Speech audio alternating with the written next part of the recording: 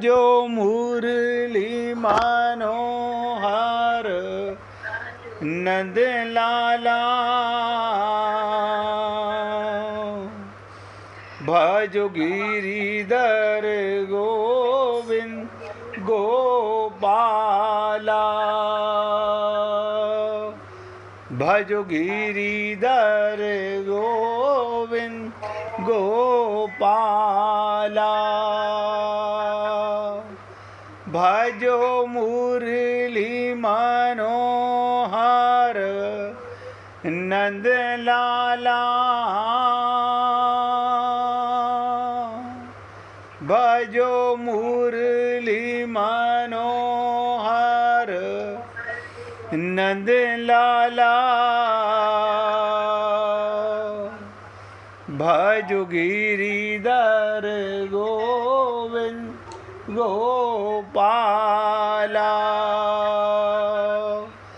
भजो गिरिधर गोविंद गोपाला भजो मुरली मनोहर नंद लाला भजो मुरली मनोहर नंद लाला भजो गिरिधर गोविंद गोपाला भजो गिरिधर गोविंद गोपाला बोलिए वृंदावन बिहारी लाल की जय। जय जय श्री राधे, जय जय श्री राधे। सभी भक्तों से निवेदन, बहुत एकाग्रचित्त होकर सत्संग के प्रत्येक शब्द को पूरी एकाग्रता के साथ हृदयंगम करें। हनुमान चरित्र पर चर्चा चल रही है, काफ़ी डिटेल में चर्चा। कल भी आपसे कहा गया कि सत्संग का हम लोगों के जीवन में क्या प्रभाव पड़ता है और क्या पड़ना चाहिए। तो सत्संग का पहला लक्षण हमारी मान्यताओं पर प्रहार। हम सत्संग तो रोज सुनते हैं, क्या हमारी मान्यताएं मिट जाती हैं या हम नहीं छोड़ पाते हैं। हम दो नाव में सवार होकर भगवत प्राप्ति करना चाहते हैं, वो कभी नहीं होती है। इसलिए भगवान श्री कृष्ण को बोलना पड़ा, माम एकम शरणम ब्रज। केवल मेरी शरण में आओ। लेकिन आज तक तो ऐसा नहीं हो सका। हमारी मान्यताओं पर सत्संग का कोई प्रभाव नहीं पड़ता। कल मैंने दूसरा लक्षण आपसे निवेदन किया, विरक्त होना, यानी राग का, आसक्ति का कम होना। पहले जिन वस्तुओं में बहुत राग था वो सत्संग के प्रभाव से घटना चाहिए। सुग्रीव के माध्यम से कल आपको बताया गया, हनुमान जी ने अशोक वाटिका में बाग उजाड़ा रावण का, तो रावण को क्रोध आया और हनुमान जी को दंड देने पर आमदा हो गया। सुग्रीव को भी जब पता चला कि मेरा बाग उजाड़ दिया गया, लेकिन उसे खुशी हुई। ये सत्संग का प्रभाव था। बताने वालों ने कुछ और कह के बताया, लेकिन सुग्रीव ने बहुत दृढ़ता से इस बात को समझने का प्रयत्न किया। रामचरितमानस में चर्चा क्या आई कि जो दूतों ने जाके बताया सेवकों ने सुग्रीव जी को, जाए पुकारे ते सब बन उजार जुगराज, सुने सुग्रीव हर्ष मन करी आए प्रभु काज। क्योंकि उन्होंने प्रभु का कार्य करने के लिए भेजा था। कल इन पर दोनों पर आपके साथ चर्चा की गई कि दूसरा लक्षण राग में कमी। अब तीसरा लक्षण गिरने के बाद फिर उठकर खड़े हो जाना।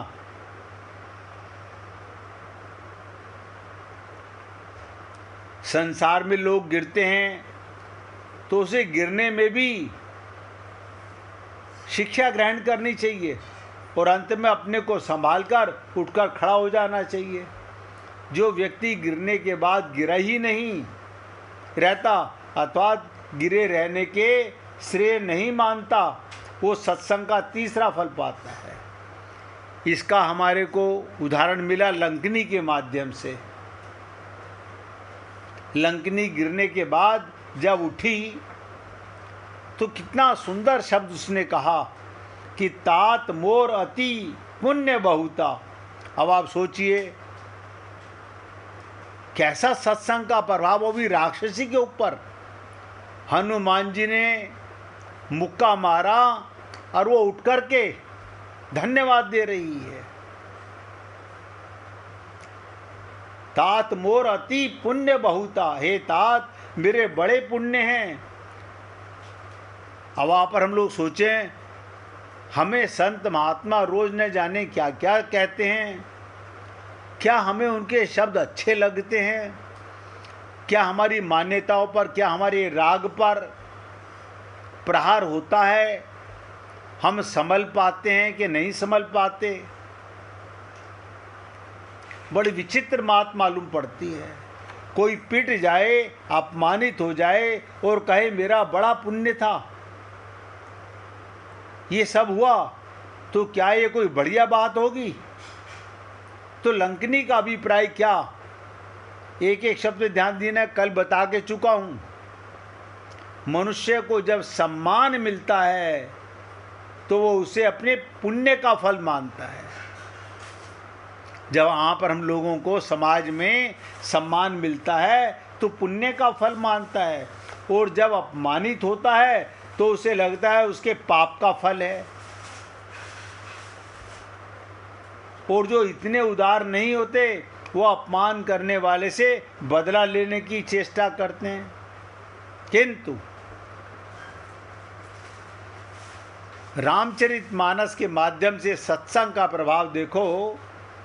ये लंकनी है जो अपमानित होने पर भी कहती है ये मेरा बड़ा पुण्य है। अब आप और हम लोगों को इसका क्या अर्थ समझना चाहिए?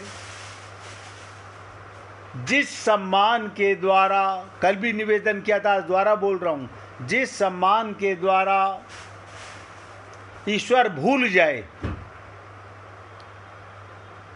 आपका सम्मान होता है तो आपको क्या याद आता है? अपना शरीर, अपनी सीट,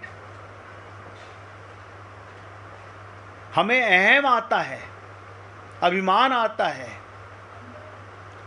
परमात्मा को हम भूल जाते हैं। जिस सम्मान के द्वारा ईश्वर भूल जाए वो पाप का फल है, और जिस अपमान के द्वारा ईश्वर की याद आ जाए वो वस्तुतः पुण्य का फल है। और कल मैंने आपसे शंकर जी के माध्यम से भी चर्चा की कि सारे असगुणों को लेकर बारात गई। आप और हम लोग भी जब किसी की बारात में जाते हैं, हमारा अतिथि सत्कार होता है, हम बड़े खुश होते हैं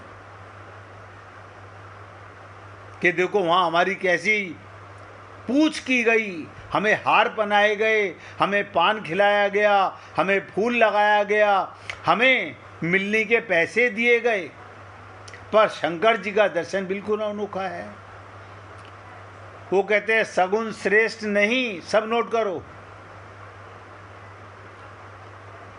यही हम रामचरितमानस से पकड़ नहीं पाते। शंकर भगवान कहते हैं सगुन नहीं, सगुन जो होते हैं वो श्रेष्ठ नहीं, श्रेष्ठ तो असगुन हो। वो क्यों? इसलिए कि सगुन को देखकर सगुन की याद आती है और असगुन को देखकर ईश्वर का नाम मुंह से निकलता है। श्रेष्ठ स्थिति वो जिसमें ईश्वर की स्मृति होती है। अब आप सोचिएगा, जिस अपमान में भगवान की याद आए, इसीलिए लंकनी कहती है मेरे बड़े पुण्य जो आपके दर्शन हुए हनुमान जी से, आपके दर्शन से मुझे ईश्वर का नाम स्मरण आया। और उसे तुरंत याद आया ब्रह्म ने जो बात मुझे कही थी वो मैं भूल चुकी थी। जैसे मैंने कल निवेदन किया, आप और हम सब लोग सब माँ के घर में भगवान से साक्षात्कार किया, भूल गए। भगवान से वादा किया, कमिटमेंट की, भूल गए।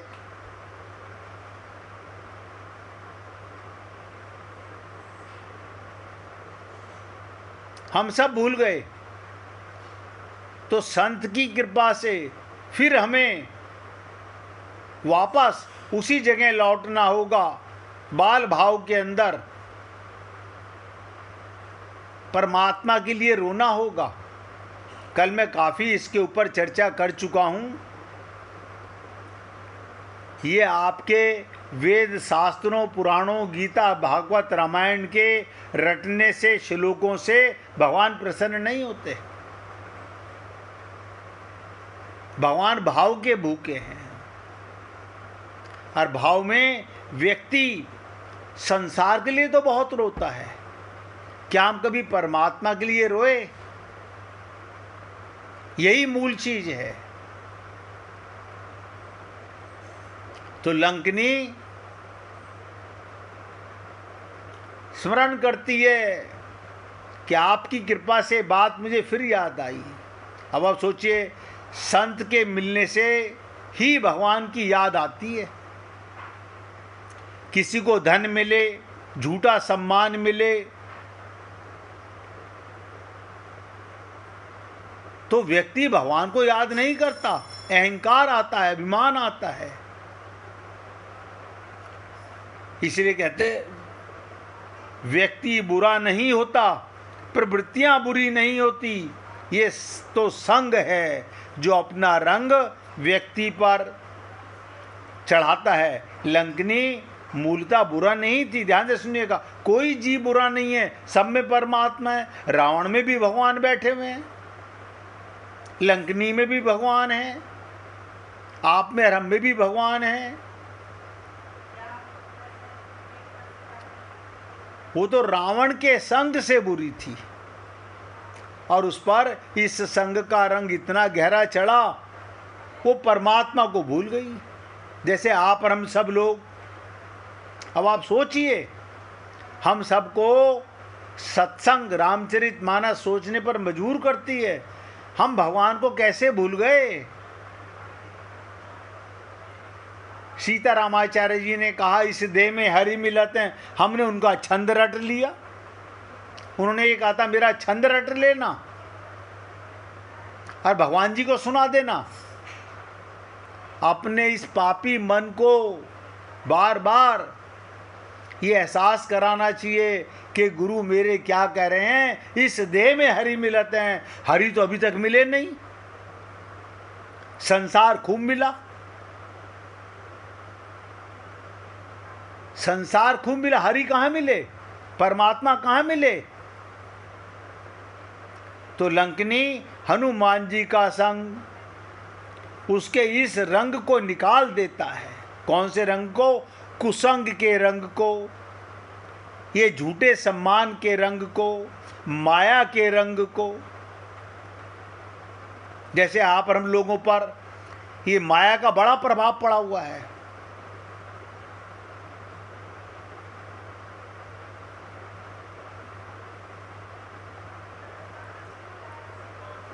कुसंग को, माया के रंग को निकाल देता है और उसकी पुरानी स्मृतियों को जगा देता है। सबके हृदय में भगवान है। संत क्या करता है? कहीं से भगवान लाके आपके अंदर रख देता है? नहीं, वो तो हर जगह मौजूद है। बस संत हमें विश्वास दिला देता है कि परमात्मा तो तुम्हें सदा से मिला हुआ है। हम भटके हुए हैं, हम मान्यताओं के चक्कर में अपना असली मकसद भूल गए हैं। इसलिए हमें हनुमान जी के माध्यम से, लंकनी के माध्यम से, रामचरितमानस के माध्यम से ये प्रेरणा लेनी चाहिए कि संत के जीवन में आने से कुसंग निकल जाता है, माया का रंग उतर जाता है, अब पुरानी स्मृतियों को जगा देता है। सत्संग का काम ही ये है, बिसरी बात को स्मृति पथ पर ला देना। परमात्मा आपके अंदर ही है, बस आपको पूरी तरह से विश्वास दिला देना कि परमात्मा था, परमात्मा है, परमात्मा ही रहेगा जो तुम्हें मिला हुआ है। मैंने कल भी आप लोगों को इसका एग्जाम्पल दिया था। रात्रि को जब सो जाते हो, आप बताओ, आपको पता होता है मैं स्त्री हूँ या मैं पुरुष हूँ, मैं बूढ़ा हूँ या मैं जवान हूँ? आपको अपने धन का, अपने मकान का, अपनी जाति का, लेकिन आप सुबह कहते हो मैं बड़े आनंद से सोया। वो आनंद आज तक समझ नहीं आया क्यों मिला। वो आनंद जिसको मिला वो कौन है जो बोल रहा है मुझे बहुत आनंद आया सोने में? क्योंकि मन भी सो जाता है, बुद्धि भी सो जाती है, चित्त भी सो जाता है, तीनों शरीर सो जाते हैं। ये आत्मा का आनंद है। इसी प्रकार आप और हम लोग संसार में रहें, परिवार में रहें, समाज में रहें, सबके साथ रहें, सबकी सेवा करें, अपने परिवार की खूब सेवा कीजिए, लेकिन संत महात्मा क्या कहते हैं? ध्यान में रखना सदा भगवान रहते साथ में। ये नहीं भूलना चाहिए। नित्य प्राप्त परमात्मा की प्राप्ति को कैसे भूल गए हम, जो नित्य मिला हुआ है? आप बताइए, किसी का पति कारखाने गया हुआ है, नौकरी पे गया हुआ है, उसे मिला हुआ कैसे कहोगे? जिसे वो पति मानती है शरीर को, वो तो गया हुआ है। पत्नी पियर गई है, पति दफ्तर गया हुआ है, परमात्मा को कहीं भेज के दिखाओ। है कोई संसार में? लेकिन हम उसे भूल जाते हैं जो नित्य प्राप्त है। हम लोगों की ये अज्ञानता, इससे बड़ी और मिसाल क्या होगी? जो नित्य मिला हुआ है उसे भूल जाते हैं, और जो अनित्य है उसमें पागल हुए पड़े हैं। उसी में भ्रम है हम लोगों का।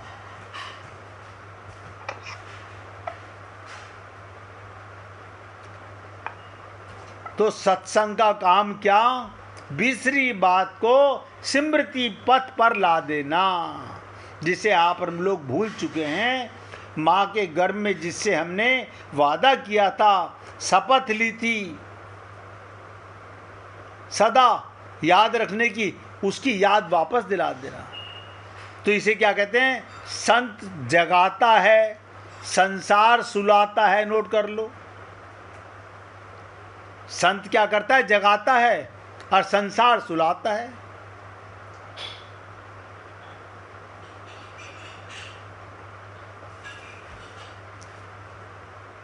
तुलसी तो सो राम सो, कछु नहीं जान कछु नहीं न जान पहचान। राम से जान पहचान कोई नहीं है, पर हम वो भूल जाते हैं। आप बताइए, यानी भूले को वापस याद में लाना, ये संत का काम है। और संत आकर हमारे उन सब पुराने संबंध को हमें याद दिला देते हैं। वो ये नहीं कहते कि आप श्लोक रट लो, आप प्रार्थनाएं रट लो, आप आरतियां रट लो। वो तो कहते हैं भगवान के साथ तुम्हारा संबंध था, भगवान से है और भगवान से ही रहेगा। अब आप यहाँ देख लो, आप और हम लोग सोचें, हमारे पिछले जन्म के माता पिता, पति पत्नी, परिवार, कहाँ हम थे, कुछ पता नहीं। इस जन्म का भी क्लीन स्लेट होने वाला है, लेकिन भ्रम नहीं मिट रहा। व्यवहार करो। भगवान राम भी आकर के यही सिखाना चाहते हैं, लीला माने एक्टिंग, व्यवहार। हम भगवान से तो एक्टिंग कर रहे हैं और संसार से प्रेम कर रहे हैं। हाँ, संसार में मैं परिवार से बोलता हूं, अगर आप परमात्मा का अंश मान के प्रेम करते हो तो वही परमात्मा का प्रेम है।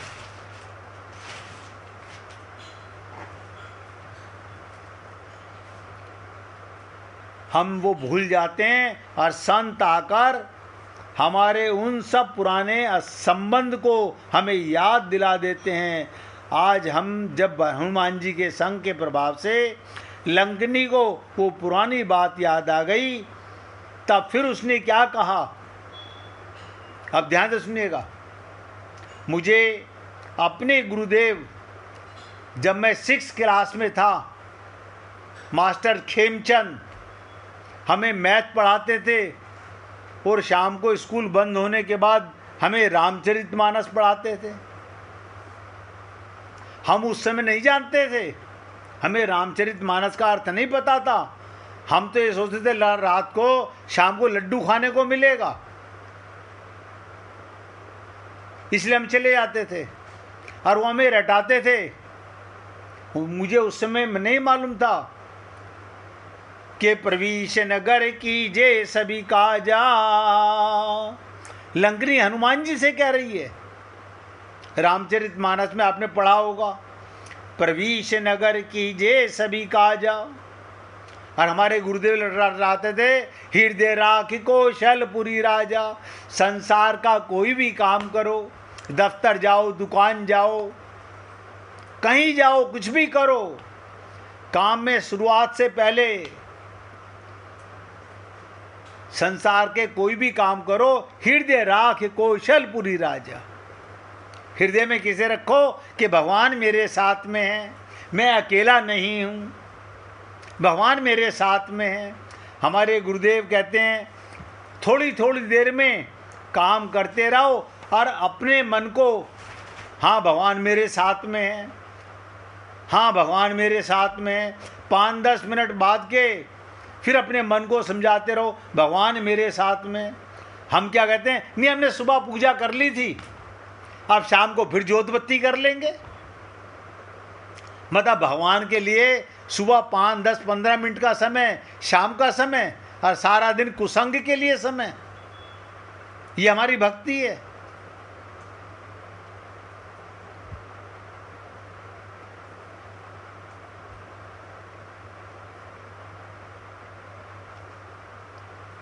हम सबको सोचें, संसार में रहना पाप नहीं है, घर में रहना पाप नहीं है, व्यापार में रहना पाप नहीं है। सबसे बड़ी चीज है हृदय राख कौशलपुरी राजा। अपने हृदय में सदा भगवान को, बस इतनी ये भक्ति है, बाकी कोई भक्ति नहीं है।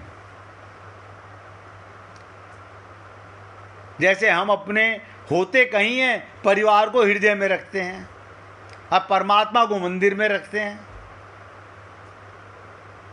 यानी जो परमात्मा हृदय में रहता है उसे तो मंदिर में बिठा रखा है, और जो सदा शरीर से बाहर रहते हैं उन्हें हृदय में बिठा रखा है।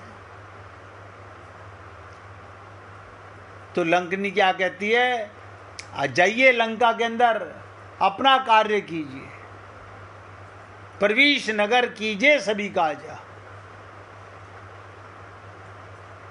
अब तब लंकनी यही समझी हुई थी कि मैं रावण की सेविका हूं। जैसे आप और हम लोग एक मान्यता से,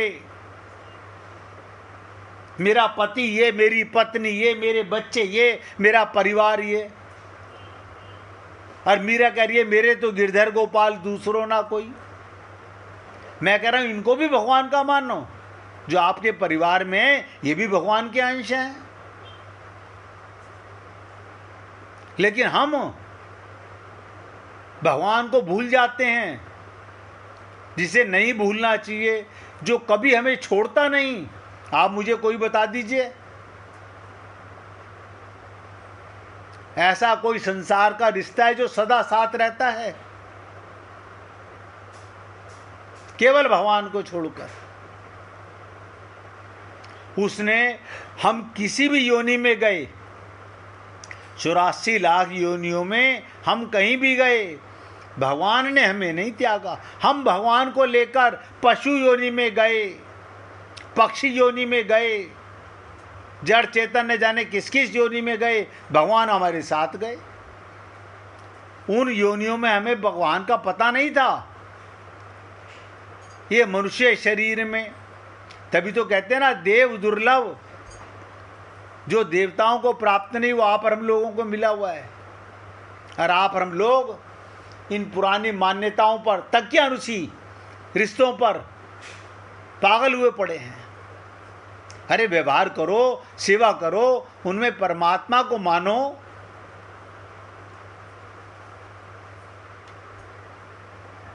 तो लंकनी यही समझी हुई थी अब तक, मैं रावण की सेविका हूं।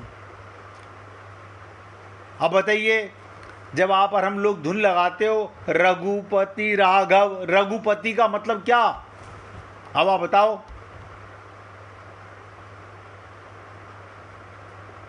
रघु का मतलब क्या?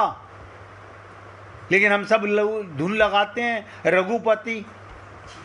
और आप में से किसी न किसी को याद भी होगा, मैं इस शब्द को 50 बार आपको बता चुका हूं। ये जीव, इसे रघु कहते हैं। आप और हम सब कौन है? जीव। तो जीव का पति कौन? परमात्मा। जीव का पति परमात्मा, यानी हम सब का पति परमात्मा। यानी अपने परम पति को तो सदा भूले रहते हैं, और जो ये टेम्परेरी पति मिले इन्हें हमें सदा याद रखते हैं। जो सदा रहेंगे नहीं, पहले थे नहीं, बाद में रहेंगे नहीं। देखो कैसा बुद्धि पे भ्रम है हम लोगों की।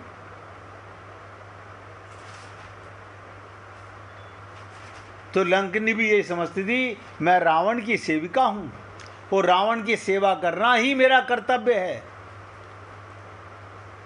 पर आज उसकी समझ में आ गया, रावण की सेवा करना मेरा कर्तव्य नहीं।